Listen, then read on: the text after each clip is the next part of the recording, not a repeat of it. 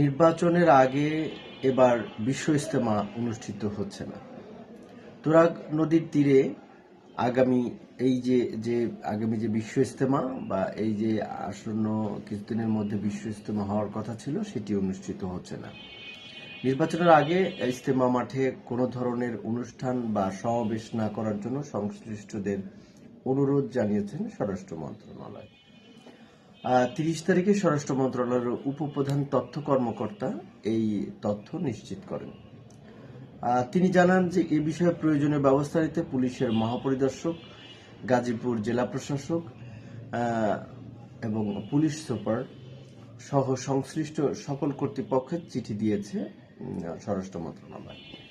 চিঠিতে উল্লেখ করা হয়েছে, মাদ্রাসা উলুমে দিনিয়া মালওয়ালি মসজিদের খতিব ও প্রিন্সিপাল এবং তাবলিগ জামাতের আহলে সূরার সদস্য মোহাম্মদ জুবায়ের টঙ্গী বিশ্ব ইজতেমা মাঠে আগামী 2 থেকে 4 জানুয়ারি খুরুজের জোর এবং 22 থেকে 24 জানুয়ারি বিশ্ব ইজতেমা আয়োজনের অনুমতি চেয়ে স্বরাষ্ট্র মন্ত্রণালয়ে আবেদন করেন।